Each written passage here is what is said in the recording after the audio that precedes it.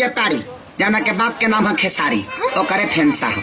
रात के 2:30 बजे तू हमरा के फेंसा खिया आयल बड़ा। सब पागल है बड़े का। तू पागल कहा बारा कहा कुत्ता कहा कमीना कहा कुछ कहा हम सब बने खाते तैयार बानी लेकिन तो प्यार में अब फिर से अपना प्यार के कखरा चालू मत करो। चला जाए यहाँ से। हम इतना रिक्स लेके ढूके हैं अब बिना खियोले कैसे चले जाए। तू समझत काहे नहीं थे। अगर केहू हमने के यहाँ देख ले ना देखा तोहरा के तो अपना इज्जत के परवाह नहीं थे। हमरा बा कहा बात करो तुम हमारी इज्जत से ज्यादा प्यारा तुम्हारी इज्जत बा। तू एक बार खा ला हम चुपचाप चल जाए। मतलब ना मन बतू। अच्छा ठीक बा रख दो हम बाद में खा ले। हम रखे खातिर नहीं खी ढुकल हम खियावे खातिर ढुकल बनी। अच्छा दब ना हम अपना से मुंह में खिया। ठीक बा खिया बा जल्दी करो चम्मच। ओह ताली बजे ताली बजे। अब दहिया कुछ और खो जाता। आह दादा हमार भैंसिया ताड़ी पी के बिहार से का जग दे चाचा। सुनो ना कुछ उपाय कर दो। का करी हो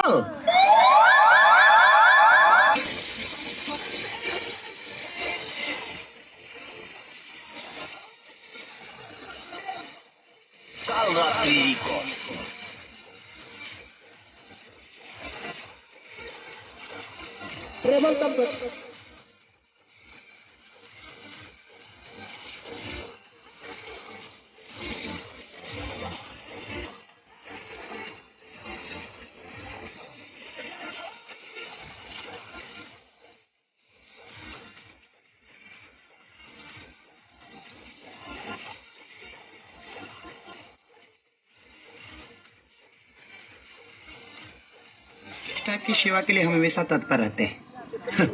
और एक बात कल रात को जो आपने चुम्मा लिया था वो बहुत स्वादिष्ट था कि अभी तक हम कुल्ला तक नहीं किए जी। और यह पर बहुत कम समय तक के लिए सीमित है। जो भी लेना देना है जल्दी ले दे के हटा दीजिए क्योंकि 4 भैंसों का गोबर उठाना है और 2 भैंसों को दूहना है।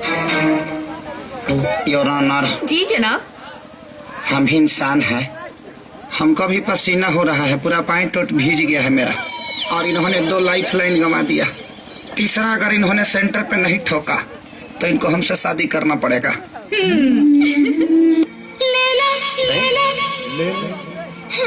लो क्या मतलब? अरे ले लेना। गोदिया में हमके ले ला पिया। अरे ताली बजा के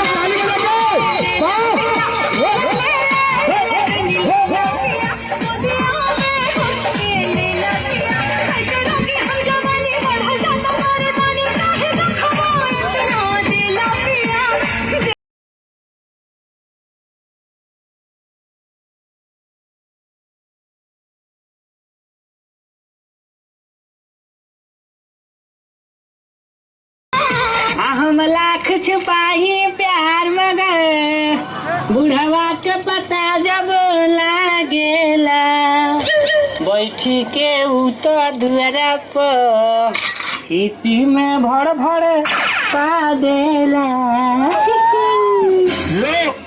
खई करब हमने की कइले जो ते करत तरे।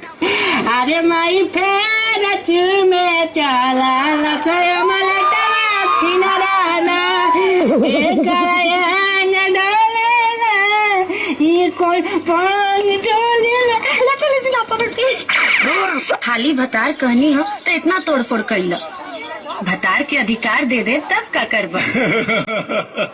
ए हमार राजा हंसेला तो जान मारेला।